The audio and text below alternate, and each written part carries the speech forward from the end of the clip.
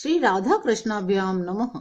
भगवान श्री कृष्ण की कथाओं का आश्रय लेने वाले भक्त जनों, मैं संध्या रानी महात्मा वेद व्यास जी एवं गुरुजनों की आज्ञा से श्रीमद् भागवत महापुराण के दशम स्कंद के 8वें अध्याय को आरंभ करती हूँ। 8वां अध्याय नामकरण संस्कार और बाल लीला।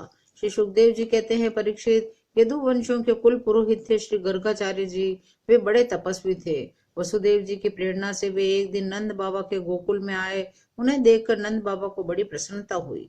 वे हाथ जोड़कर उठ खड़े हुए, उनके चरणों में प्रणाम किया। इसके बाद ये स्वयं भगवान ही हैं, इस भाव से उनकी पूजा की। जब गर्गाचार्य जी आराम से बैठ गए और विधि पूर्वक उनका आतिथ्य सत्कार हो गया, तब नंद बाबा ने बड़ी ही मधुर वाणी से उनका अभिनंदन किया और कहा, भगवान, आप तो स्वयं पूर्ण काम हैं, फिर मैं आपकी क्या सेवा करूं।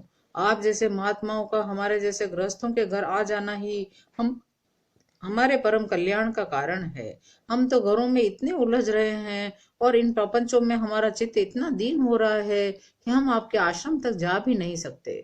हमारे कल्याण के सिवा आपके आगमन का और कोई हेतु नहीं है। प्रभु, जो बात साधारणतः इंद्रियों की पहुंच के बाहर है अथवा भूत और भविष्य के गर्भ में निहित है, वह भी ज्योतिष शास्त्र के द्वारा प्रत्यक्ष जान ली जाती है। आपने उसी ज्योतिष शास्त्र की रचना की है, इसलिए मेरे इन दोनों बालकों का, मेरा और मेरे मित्र वासुदेव के, रोहिणी पुत्र बलराम का, दोनों बालकों के नामकरण आदि संस्कार आप ही कर दीजिए, क्योंकि ब्राह्मण जन्म से ही मनुष्य मात्र का गुरु है। गर्गाचार्य जी ने कहा, नंद जी, मैं सब जगह यदुवंशों के आचार्य के रूप में प्रसिद्ध हूँ। यदि मैं तुम्हारे पुत्र के संस्कार करूंगा तो लोग समझेंगे कि यह तो देवकी का पुत्र है। कंस की बुद्धि बुरी है, वह पाप ही सोचा करती है। वसुदेव जी के साथ तुम्हारी बड़ी घनिष्ठ मित्रता है। जब से देवकी की कन्या से उसने ये बात सुनी है कि उसको मारने वाला और कहीं पैदा हो गया है, तब से वह यही सोचा करता है कि देवकी के 8वें गर्भ से कन्या का जन्म तो नहीं होना चाहिए। यदि मैं तुम्हारे पुत्र का संस्कार कर दूं तो वे इस बालक को वसुदेव जी का लड़का समझकर मार डाले तो हमसे बड़ा अन्याय हो जाएगा। नंद बाबा ने कहा, आचार्य जी, आप चुपचाप इस एकांत गौशाला में केवल स्वस्ति वाचन करके इस बालक का द्विजाति समुचित नामकरण संस्कार मात्र कर दीजिए। औरों की कौन कहे, मेरे सगे संबंधी भी इस बात को न जानने पावे। श्री सुखदेव जी कहते हैं, गर्गाचार्य जी तो संस्कार करना चाहते ही थे। जब नंद बाबा ने उनसे इस प्रकार प्रार्थना की, तब उन्होंने एकांत में छिपकर गुप्त रूप से दोनों बालकों का नामकरण संस्कार कर दिया। गर्गाचार्य जी ने कहा, यह वसुदेव रोहिणी का पुत्र है, इसलिए इसका नाम होगा रोहिणी। यह अपने सगे संबंधी और मित्रों को अपने गुणों से अत्यंत आनंदित करेगा, इसलिए इसका दूसरा नाम होगा राम।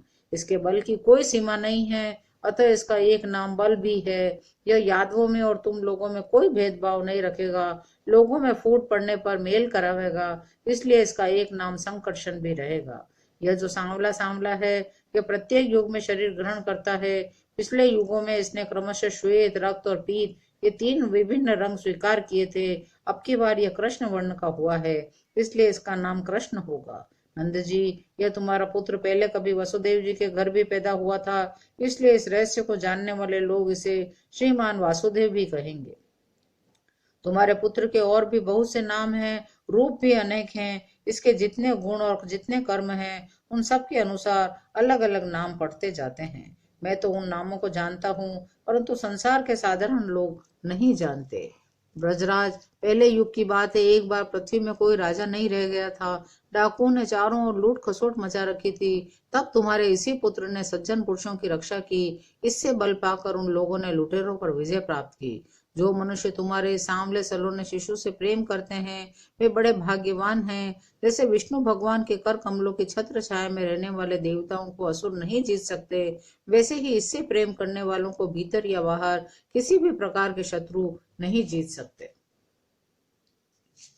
नंद जी, चाहे जिस दृष्टि से देखें, गुण में, संपत्ति और सौंदर्य में, कीर्ति और प्रभाव में तुम्हारा यह बालक साक्षात भगवान नारायण के समान है। तुम बड़ी सावधानी और तत्परता से इसकी रक्षा करो। कुछ ही दिनों में राम और श्याम घुटनों और हाथों के बल वकैया चल चल कर गोकुल में खेलने लगे। दोनों भाई अपने नन्हे नन्हे पांवों को गोकुल की कीचड़ में घसीटते हुए चलते। उस समय उनके पांव और कमर के घुंघरू रुनझुन बजने लगते। वह शब्द बड़ा भला मालूम पड़ता। वे दोनों स्वयं वह ध्वनि सुनकर खिल उठते। माताएं यह सब देख देख कर स्नेह से भर जाती, उनके स्तनों से दूध की धारा बहने लगती। जब उनके दोनों नन्हे नन्हे से शिशु अपने शरीर में कीचड़ का अंग राग लगाकर लौटते, तब उनकी सुंदरता और भी बढ़ जाती थी। जब राम और श्याम दोनों कुछ और बड़े हुए, तब ब्रज में घर के बाहर ऐसी ऐसी बाल लीलाएं करने लगे जिन्हें गोपियां देखती ही रह जाती थी। जब किसी बैठे हुए बछड़े की पूंछ पकड़ लेते, बछड़े डरकर इधर उधर भागते, तब वे दोनों और भी जोर से पूंछ पकड़ लेते, बछड़े उन्हें घसीटते हुए दौड़ने लगते। गोपियां अपने घर का काम धंधा छोड़कर यही सब देखती रहती और हंसते हंसते लोटपोट होकर परम आनंद में मग्न हो जाती। कभी कुएं या गड्ढे के पास जल में गिरते गिरते बसते, कभी मोर आदि पक्षियों के निकट चले जाते, कभी कांटों की ओर बढ़ जाते। माताएं उन्हें बहुत बरसती, परंतु उनकी एक न चलती। ऐसी स्थिति में वे घर का काम धंधा भी नहीं संभाल पाती। उनका चित्त बच्चों को भय की वस्तुओं से बचाने की चिंता से अत्यंत चंचल रहता था। जब श्याम सुंदर घुटनों का सहारा लिए बिना चलने लगे, तब वे अपने घर में अनेकों प्रकार की कौतुकमय लीला करने लगे। एक दिन सांवले सलोने व्रज राजकुमार श्री कन्हैया लाल जी अपने सूने घर में स्वयं ही माखन चुरा रहे थे। उनकी दृष्टि मणि के खंभे में पड़े हुए अपने प्रतिबिंब पर पड़ी। अब वे डर गए, अपने प्रतिबिंब से बोले, अरे भैया, मेरी मैया से कहियो मत, तेरा भाग भी मेरे बराबर ही मुझे स्वीकार है, ले खा, खा ले भैया। यशोदा माता अपने लाला की तोतली बोली सुन रही थी। उन्हें बड़ा आश्चर्य हुआ। वे घर में भीतर घुस आई। माता को देखते ही श्री कृष्ण ने अपने प्रतिबिंब को दिखाकर बात बदल दी। मैया यह कौन है? मैया यह कौन है? लोभवश तुम्हारा माखन चुराने के लिए आज घर में घुस आया है। मैं मना करता हूँ तो मानता नहीं, मैं क्रोध करता हूँ तो यह भी क्रोध करता है। मैया तुम कुछ और मत सोचना, मेरे मन में माखन का तनिक भी लोभ नहीं है। अपने दूध मुँह शिशु की प्रतिभा देखकर मैया वात्सल्य स्नेह के आनंद में मग्न हो गई। एक दिन श्याम सुंदर माता के घर बाहर जाने पर घर में ही माखन चोरी कर रहे थे। इतने में ही देववश यशोदा जी लौट आए।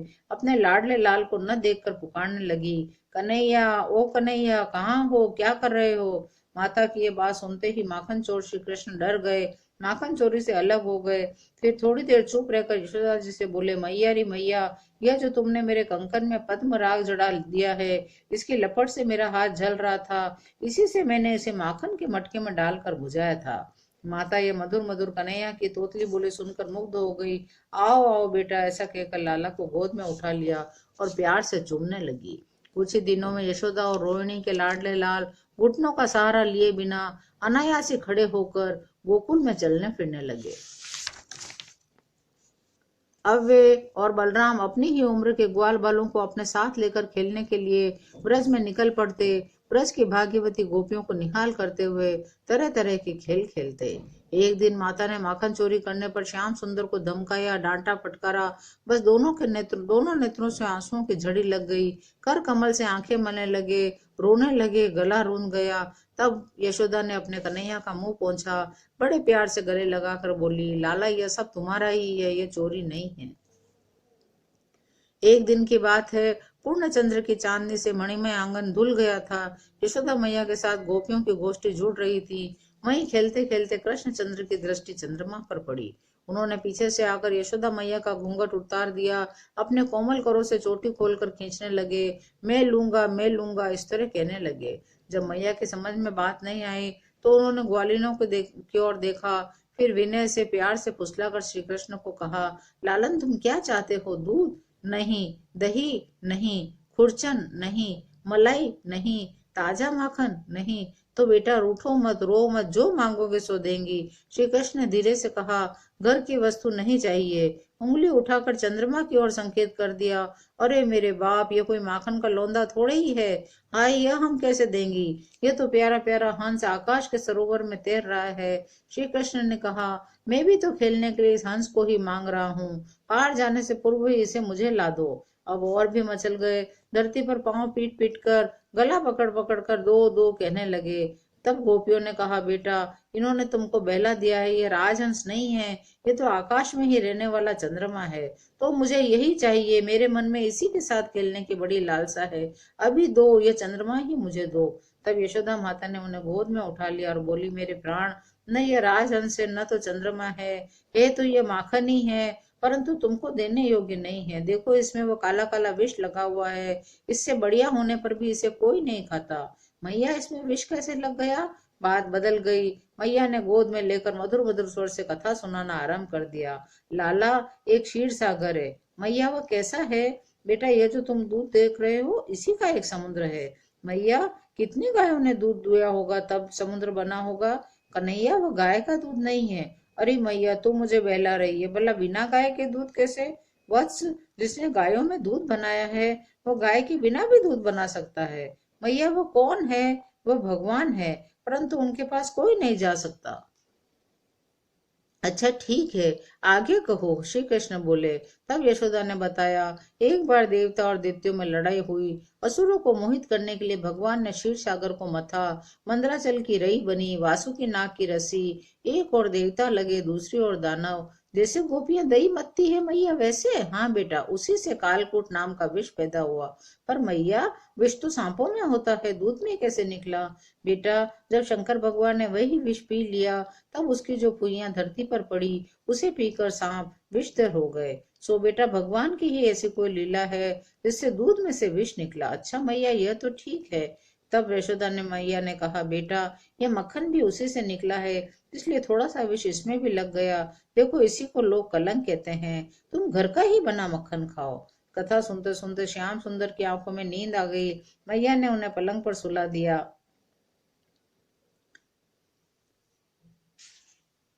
इस प्रकार आपस में गोपियां बातें करती, अरे यशोदा, यह तेरा कन्हैया बड़ा नटखट हो गया है। गाय दूहने का समय न होने पर भी ये बछड़ों को खोल देता है, और हम डांटती हैं तो ठटा ठटा कर हंसने लगता है। ये चोरी के बड़े बड़े उपाय करके हमारे मीठे मीठे दही दूध चुरा चुरा कर खा जाता है। यह अपना ही खाता है तो ठीक है, लेकिन ये सारा दूध दही वानरों को बांट देता है, और यह हमारे माटों मटकों को भी फोड़ डालता है। यदि घर में कोई वस्तु इसे नहीं मिलती तो ये घर और घर वालों पर बहुत खींचता है, हमारे बच्चों को रुला कर भाग जाता है। जब हम दही दूध को छींकों पर रख देती हैं तो इसके छोटे छोटे हाथ वहां तक नहीं पहुंच पाते। तब ये बड़े बड़े उपाय रचता है, दो दो चार चार कीड़ों को एक के ऊपर रख देता है, कभी उखल पर चढ़ जाता है, कभी उखल पर पीड़ा रख देता है। इसे इस बात की पक्की पहचान रहती है कि किस छींके पर किस बर्तन में क्या रखा है। ये ऐसे ढंग से छेद करना जानता है कि किसी को पता तक न चले। यह इतना चालाक है, कब कौन कहाँ रहता है इसका पता रखता है। जब हम सब घर के काम धंधों में उलझ जाती हैं तब यह अपना काम बना लेता है। इस प्रकार गोपियां कहती जाती और श्री कृष्ण के बीच चकित नेत्रों से युक्त मुखमंडल को देखती जाती। उनकी यह दशा देखकर नंद रानी यशोदा जी उनके मन का भाव ताड़ लेती। उनके हृदय में स्नेह और आनंद की बाढ़ आ जाती। वे इस प्रकार हंसने लगती कि अपने लाडले कन्हैया को इस बात का उलाहना भी न दे पाती, डांटने की तो बात सोच भी नहीं पाती।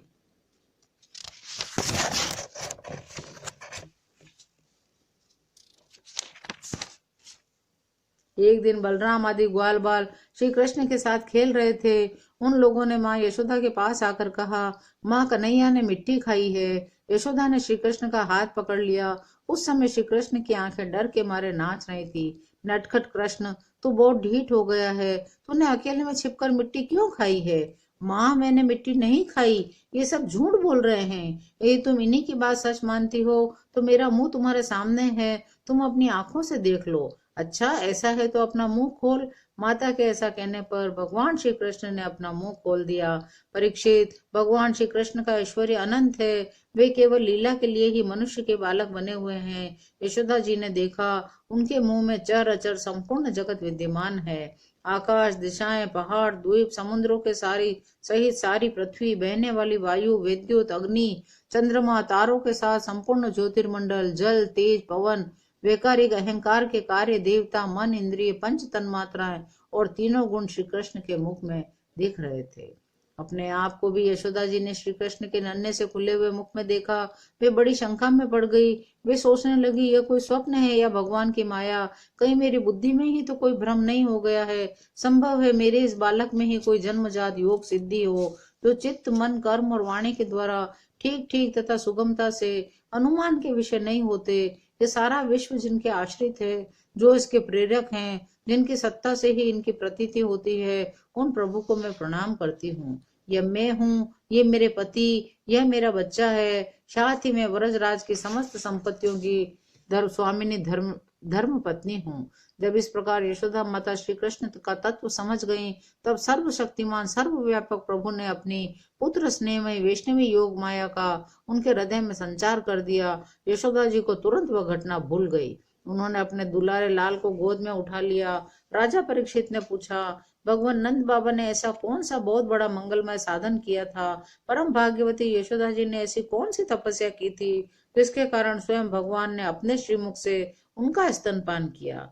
भगवान श्री कृष्ण की वे बाल लीलाएं जो अपने ऐश्वर्य और महत्ता आदि को छिपाकर ग्वाल बालों में करते हैं, इतनी पवित्र है, उनका श्रवण कीर्तन करने वाले लोगों के भी सारे पाप और ताप शांत हो जाते हैं। श्री सुखदेव जी ने कहा, परीक्षित, नंद बाबा पूर्व जन्म में एक श्रेष्ठ वसु थे। उनका नाम था द्रोण और उनकी पत्नी का नाम था धरा। उन्होंने ब्रह्मा जी के आदेशों का पालन करने की इच्छा से उनसे कहा, भगवान, जब हम पृथ्वी पर जन्म लें तब जगदीश्वर भगवान श्री कृष्ण में हमारी अनन्य प्रेममयी भक्ति हो, जिस भक्ति के द्वारा संसार में लोग अनायास ही दुर्गतियों को पार कर जाते हैं। ब्रह्मा जी ने कहा, ऐसा ही होगा। वे ही परम यशस्वी भगवानमय द्रोण ब्रज में पैदा हुए और उनका नाम हुआ नंद। वे ही धरा इस जन्म में यशोदा जी के नाम से उनकी पत्नी हुई। अब इस जन्म में जन्म मृत्यु के चक्र से छुड़ाने वाले भगवान उनके पुत्र हुए। समस्त गोप गोपियों की अपेक्षा इन पति पत्नी नंद और यशोदा जी का उनके प्रति अत्यंत प्रेम हुआ। बल ब्रह्मा जी की बात सत्य करने के लिए भगवान श्री कृष्ण बलराम जी के साथ ब्रज में रहकर समस्त ब्रजवासियों को अपनी बाल लीला से आनंदित करने लगे। 8वां अध्याय यही विराम लेता है। शेष अगले अंकों में। जय श्री कृष्ण।